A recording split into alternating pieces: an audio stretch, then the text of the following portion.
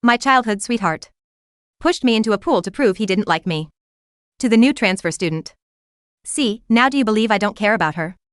The transfer student, Emma, pouted. But as long as she's alive, I won't be happy. She likes you so much it's annoying. Then let's not save her, okay? They watched me sink to the bottom. I took my last breath. When I opened my eyes again, I was back to the day Emma transferred to our class. Right now, my childhood sweetheart Jake was kicking my chair. Hey, Sarah. Help me win her over. My last memory from my previous life was water flooding into my lungs. That suffocating fear of death overwhelmed me instantly, causing me to cough violently. The moment I came back to life, everyone in class stared at me. Sarah, what's wrong with you? Jake kicked my chair again. Did you even hear what I said? I covered my chest, forcing myself to turn around. Despite the discomfort, he lowered his voice. I said, I'm going to win her over. Help me now. I want to sit next to her. I looked toward the podium, locking eyes with Emma, who had just finished introducing herself. She was truly beautiful. No wonder Jake fell for her at first sight. So much so that he pushed me, someone who couldn't swim and had been afraid of water since childhood, into an 8-foot deep pool. Even as I sank to the bottom, taking my last breath, he still didn't try to save me. To him, I was probably just an obstacle. From the very beginning, before I could feel sad, a voice in my head warned me. Don't let her become your desk mate. Because that's where your nightmare begins. In my previous life, Jake wanted to sit next to Emma. He kicked his original desk mate, Kevin, to the empty seat beside me. But I hated Kevin and didn't want to help Jake get closer to Emma. So I stood up and told our homeroom teacher, Mrs. Anderson, let the new student sit here. I have an empty seat. That's how Emma became my desk mate. Jake knew exactly why I did it. Yet he still used me to pursue her. At first, he had me deliver love letters and gifts. Then to get her attention, he turned me into a joke. Later, to make her jealous, he publicly announced I was his girlfriend. When Emma got angry, he dumped me. In such a short time, I became the laughingstock of the entire school. They said I was like a dog following Jake around, coming when called, leaving when dismissed. No matter how badly I was treated, I didn't deserve sympathy. The new girl is so pretty. Even I'm attracted to her. Yeah, she's definitely going to be the new queen of the school. Oh, my God. I want to be her friend. I want to sit next to her. I wonder where Mrs. Anderson will seat her. But the chatter around me pulled me back to reality. I looked at Emma on the podium thinking about what to do.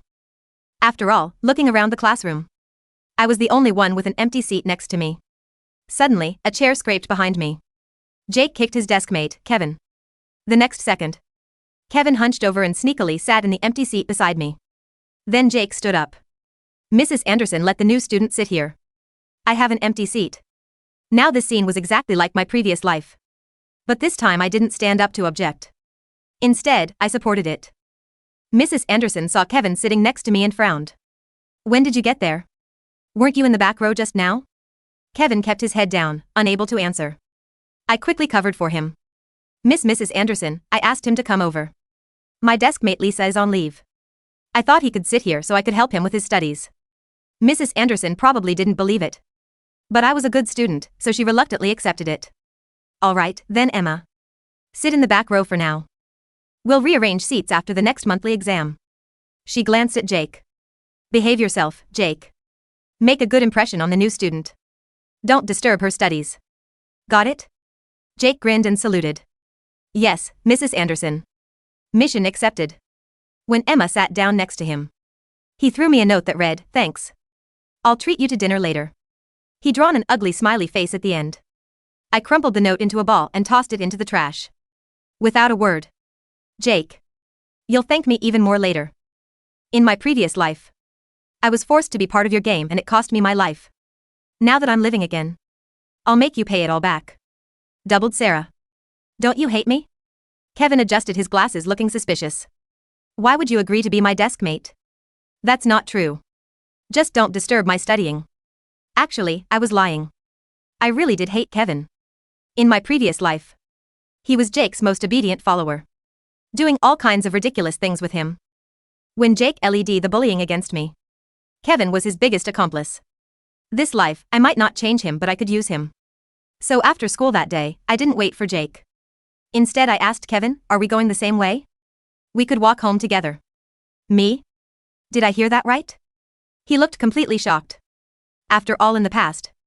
I only ever followed Jake around and never gave Kevin a second glance. Yes, you heard right. Okay. That evening Jake, who lived next door, came knocking. Why didn't you wait for me after school today? Aren't you trying to win over Emma? I said expressionlessly from now on. We need to keep our distance. He smiled with satisfaction. You're so thoughtful. Anything else? He paused, probably sensing my mood change. And asked suspiciously, what's wrong with you? Did I offend you somehow? You don't seem as warm toward me as before. Nothing. I rolled my eyes and started to close the door. Wait, don't close it. He squeezed half his body through the doorway. Looking at me with a smirk. Sarah, tell me the truth. Are you jealous? Jealous of what? Then help me win her over. No, you are jealous. I was speechless. He leaned against the door. Hands in his pockets, continuing. Actually, I read your diary. I know you've liked me for a long time. But I only see you as a friend. Got it? Anything else? Even though I acted calm, he still insisted I was just upset with him. Too lazy to argue, I pushed him out and slammed the door shut. He shouted from outside, think it through, Sarah. You can't force feelings. There are plenty of good guys out there. Don't waste your life on me. I covered my ears, ignoring him. He was right. In my previous life, I really did like him and feelings really can't be forced. We were childhood sweethearts. Grew up together. His dad cheated on his mom with his current stepmother. When he was young. His mom couldn't handle it and drowned herself in the river. After that, he was forced to live with his grandmother. My parents felt sorry for him and often invited him over for dinner. To protect him, I got into fights with classmates at a young age. They called me a shrew, Jake's personal maid. But I never minded. But what good did it do? Some people's hearts can never be warmed. When he pushed me into the pool and watched me slowly die, he didn't think about how good we'd been to him. He only thought about his love for Emma. Thinking about this, I took a deep breath. My hatred for him growing stronger.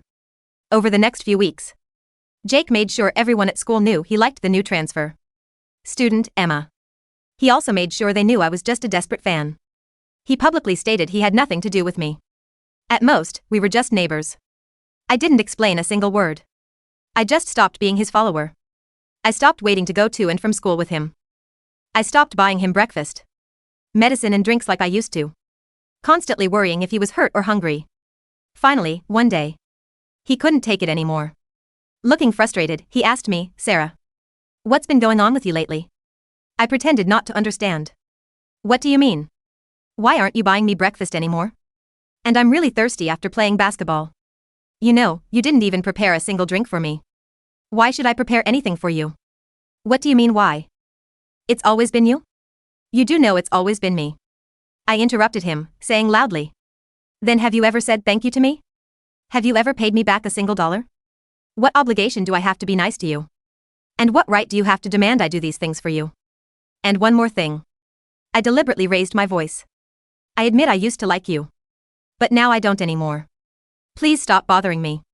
As soon as I said this, everyone in class froze. The silence that followed my declaration was heavy, the kind that presses against your eardrums. Jake stood there, his mouth slightly open, a piece of half-chewed gum visible on his tongue. For the first time in his life, the script hadn't been followed.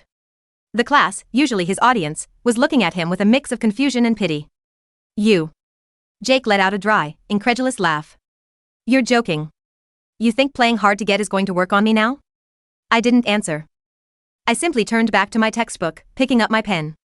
The scratching sound of the ballpoint against the paper was the only noise in the room. Fine. Jake kicked my desk leg hard enough to make my pen slip, leaving a jagged line of ink across my notes. Be that way. See if I care. Don't come crying back when you realize nobody else wants a boring suck-up like you. He stormed back to his seat next to Emma. I didn't look up, but I heard Emma's soft voice. Is she okay? Emma asked. That seemed personal. She's crazy, Jake hissed, loud enough for me to hear. Obsessed.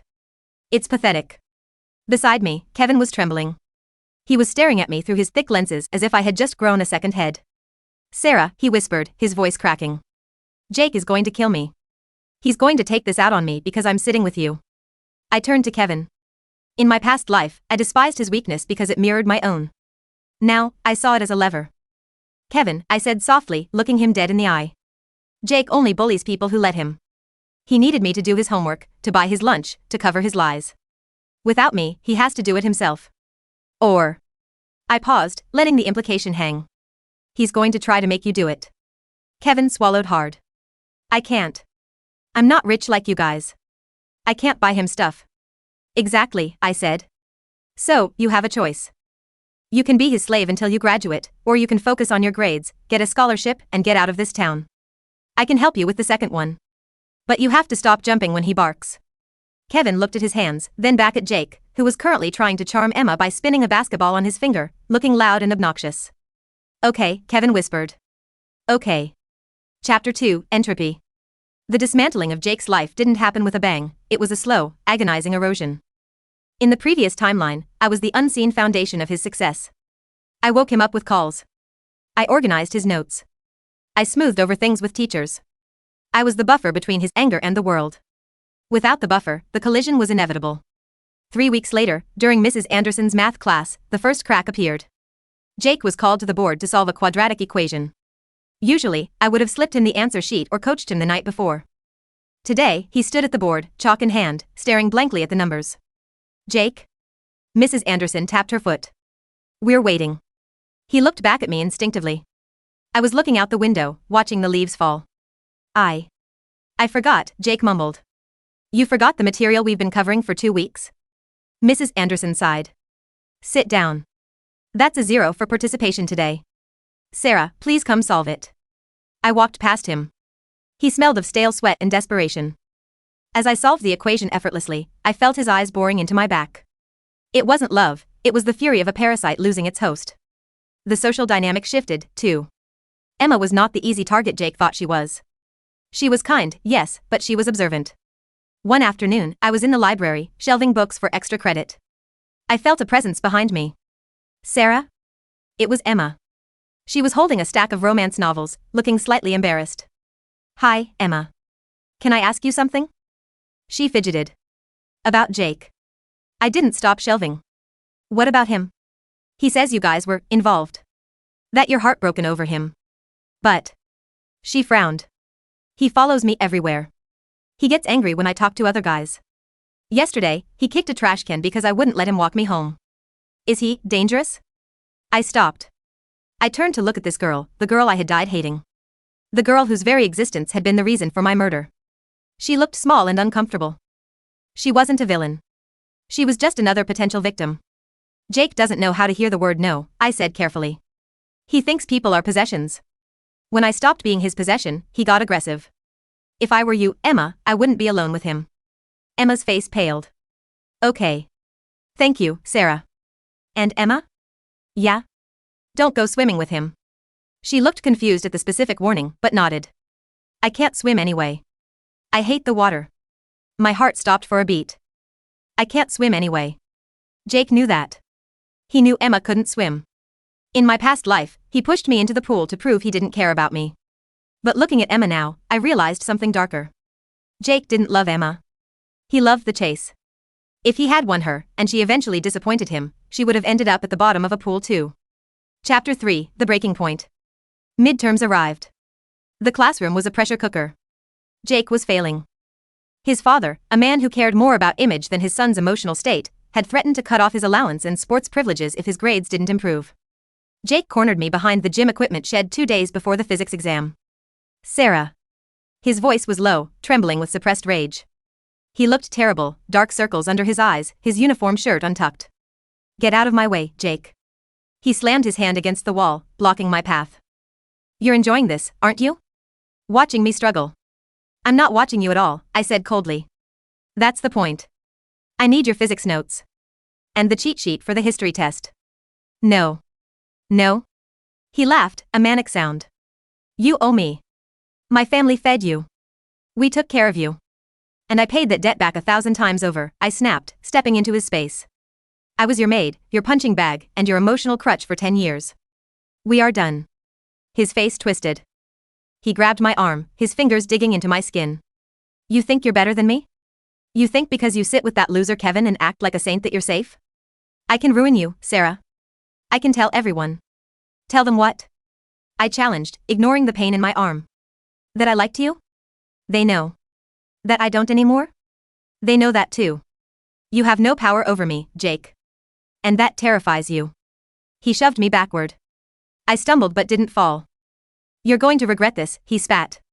I'm going to make sure you regret this. Try it, I whispered. He stormed off. I rubbed my bruised arm. The physical pain was grounding. In the last life, I would have cried. I would have begged for forgiveness. Now, I just felt the cold calculation of a hunter setting a trap. Chapter 4, The Lakehouse. The end of the semester was celebrated with a class trip.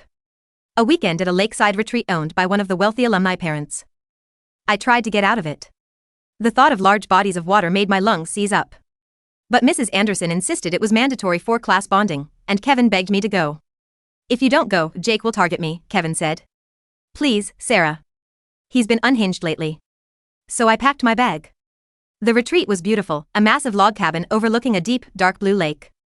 It was winter, so the water was freezing, the surface looking like a sheet of black glass. Jake was there, of course. He had been strangely quiet for the last week. He wasn't harassing Emma, he wasn't kicking chairs. He was watching. On the first night, the class gathered around a bonfire near the shore. Alcohol was smuggled in, hidden in soda bottles. The music was loud, the laughter forced. I sat on a log a safe distance away, nursing a hot cocoa. Emma came and sat next to me. He's staring at you, she whispered. I looked across the fire. Jake was there, a red solo cup in his hand. The flames reflected in his eyes, making them look hollow. He wasn't looking at Emma. He was looking at me.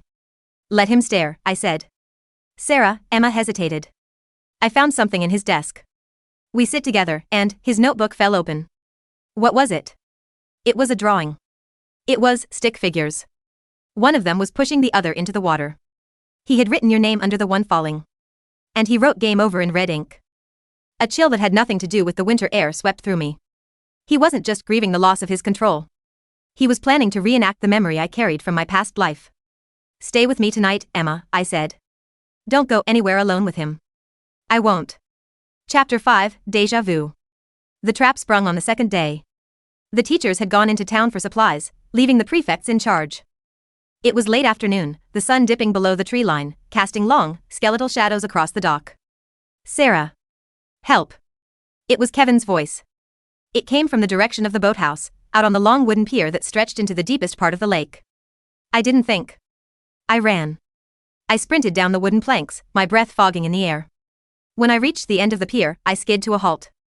Kevin was there, looking terrified, held in a headlock by Jake. They were teetering on the edge of the dock. The water below was black and churning.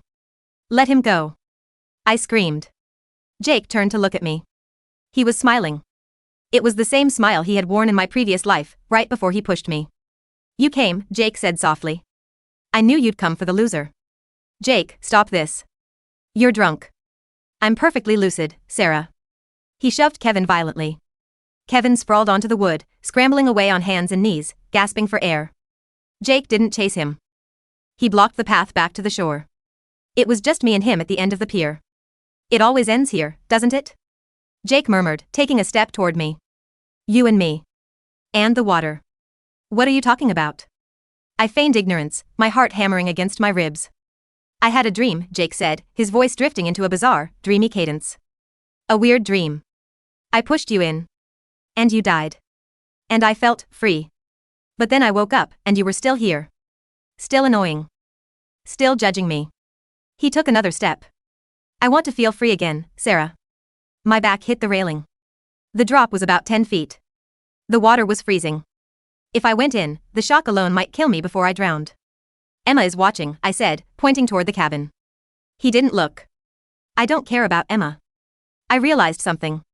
Emma is just a trophy. You are the curse. As long as you're around, reminding me of who I really am, I can't be happy. He lunged. In my previous life, I had frozen.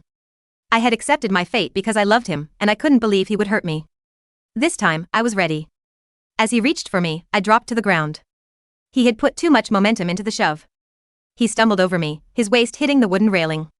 The railing, old and rotted from the damp, cracked with a sickening snap. Jake flailed, grabbing at the air. His eyes locked with mine for a split second, wide, terrified, human. Then he tipped forward. Splash. The sound was heavy. The cold water swallowed him instantly. I stood up, gripping the remaining post of the railing, looking down. The water was thrashing. Jake surfaced, gasping, his arms flailing wildly. "Sarah," he screamed, choking on water. "Help. My leg. Cramp. Sarah." The cold had seized his muscles. He was sinking. I stood there. The image of my own death overlaid the reality before me. I remembered looking up through the water, seeing his distorted silhouette against the sun, watching him turn and walk away as my lungs burned and filled with fluid. "Sarah." He went under, bobbed up again, paler this time. "Please." Footsteps thundered behind me. Kevin and Emma ran onto the pier. "Oh my God." Emma screamed. "He's drowning." She looked around for a life preserver. There was a ring attached to a post near me. "Throw it, Sarah." Emma yelled. "Throw it." I looked at the life ring.